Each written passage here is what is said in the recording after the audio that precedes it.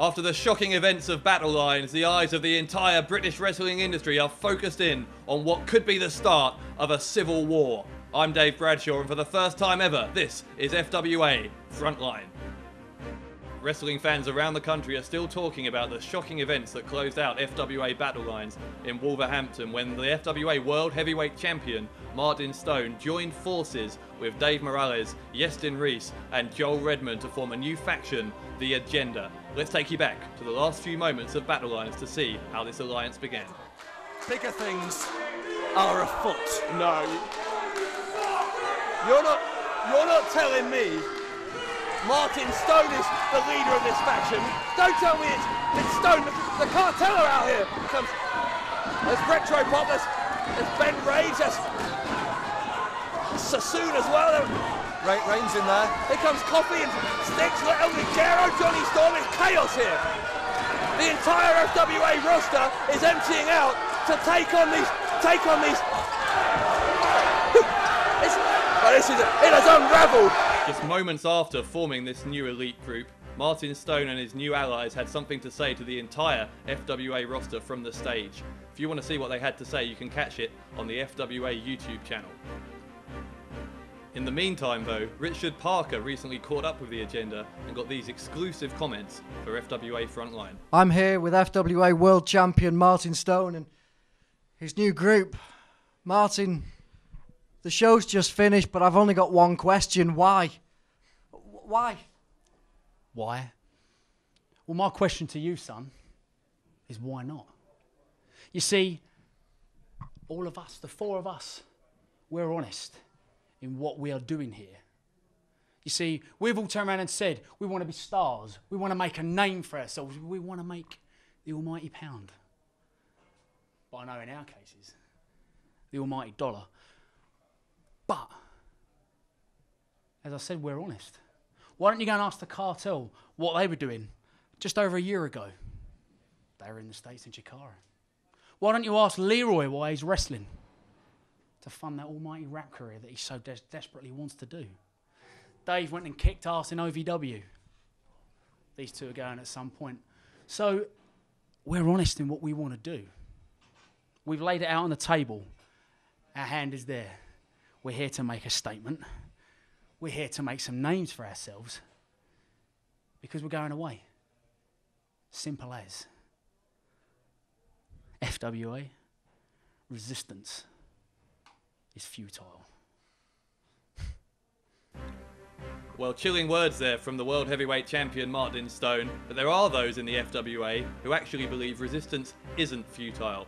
I can now tell you that FWA management have confirmed the main event of the Art of War in Nottingham on the 20th of June will be an 8-man tag team match as the Agenda goes up against 4 members of the FWA's resistance movement.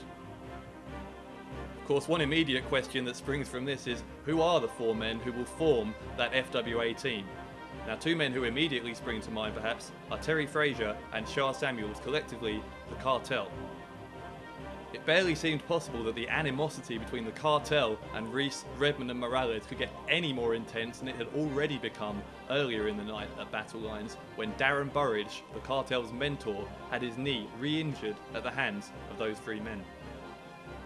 But when you add in the fact that Reese, Redmond and Morales have now aligned themselves with the Kartel's former best friend, the Governor Martin Stone, this situation has just become a whole lot more volatile. Now, as you can see from the beating that the Agenda laid onto the Kartel at the end of Battle Lines, any remnants of that former friendship have dissipated entirely in the mind of Martin Stone. But what frame of mind has Stone's involvement put the Kartel into? We sent Richard Parker to try and get a word with the East London duo. They want to use us as a stepping stone. They want to use Great Britain as a stepping stone. Well, I'll tell you what, you guys try and use it as a stepping stone because these are the stones you've got to try and step on. Right? I just can't add and leave it, mate. British wrestling has got such a proud legacy in history. The Queen watched it. We outdrew the FA Cup final. And then these 4 pillocks makes my blood boil, mate. It just blows my blood boil. Well, it's clear from what you've just seen that Terry Frazier and Shah Samuels have both reacted very differently to what happened at Battle Lines. Now, one man we haven't heard from at all so far is Leroy Kincaid.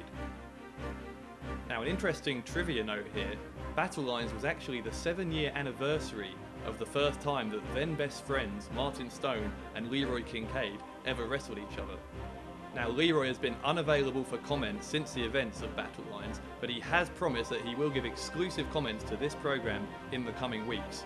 And he has also said that he will be available if the Resistance needs him for that 4-man team at the Art of War. So it stands to reason then that Kincaid and the Kartel might well be 3 of the 4 members of that team. But it's as we start to speculate about who the 4th member will be that things start getting very interesting indeed. What about Andrew Simmons? The self-proclaimed all-time great hasn't been seen since he tapped out to Martin Stone in the final of the World Heavyweight Championship tournament at British Uproar. It should of course be noted that one of the most famous moments of Simmons' career came when he stood face to face with Vince McMahon on international television.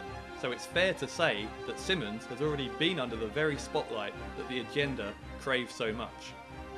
Now the question is, does Simmons' hatred of Martin Stone run so deep that he's prepared to stand up for the very industry he was so quick to disparage during his quest for the World Heavyweight title? Another person who springs to mind is the vigilante Johnny Moss. Many people believe that Moss would now be the FWA World Heavyweight Champion if it wasn't for the interference of his long-time adversary John Ryan during his semi-final with Martin Stone. Before Moss could get his revenge on Ryan and then move on to face Martin Stone, he had to pull out of 2 consecutive FWA shows due to ill health. Now, there was some internal speculation within the company that the real reason Moss missed those 2 shows was because he wanted to avoid injury ahead of an upcoming WWE tryout. It has since been confirmed though that that was not the case, and in fact the injury was entirely legitimate. But where this gets really interesting is when you start asking what happened in the end to Moss's scheduled WWE tryout. As many industry insiders will already know, Moss was eventually pulled from that tryout and it was given instead to FWA World Heavyweight Champion Martin Stone. Since that tryout took place, the internet has been abuzz with rumours that Stone actually signed with WWE. Now, he hasn't been returning any calls whatsoever, so at the moment we are completely unable to confirm or deny whether that's actually true.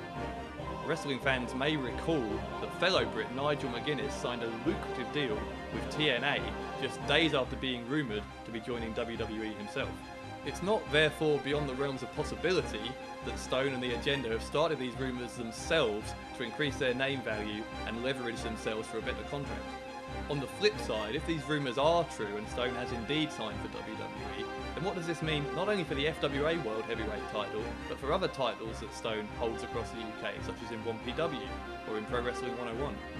Another important point, perhaps the biggest point of all, if this rumour is true, is the almost unbelievable coincidence that Stone so accurately prophesied back in February at British Uproar that he would be signed for WWE.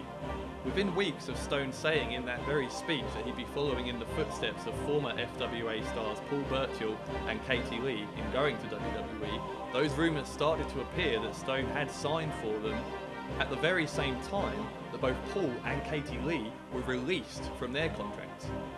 Now, this might just be a coincidence, but if it's not, it begs the question, just how far up the wrestling food chain does this conspiracy go?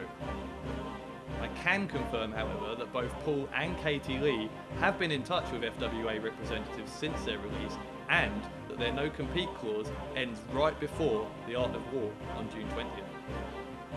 In fact, they are just 2 of a multitude of British stars who've been in touch with the FWA in recent weeks in support of what the FWA is trying to achieve in standing up against the Agenda and their views on where British wrestling should stand on the world stage. One star in particular, the biggest of all the names who've been in touch, a man who is a star both here in the UK and in the US, has explicitly called FWA management to say he is available and ready to fight for the Resistance on the 20th of June at the Art of War if required. If this man, who's asked for his name not to be mentioned at this time, does indeed join the FWA Resistance and become the 4th man on that team, then I will tell you right now, what you saw at Battle Lines was just the beginning of what could be one of the most serious conflicts in the history of European wrestling. Well, that's all we've got time for, but be sure to join me again here next week as we continue to head towards the Art of War at Sport Nottingham on June 20th. Until next time though, I've been Davd Bradshaw and you've been on the front line.